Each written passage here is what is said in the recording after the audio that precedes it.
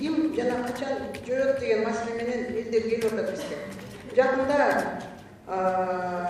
коно турган самолет четтен чыгып кетип, тырсыктан Кудай эле сактап калды деп ойлойм.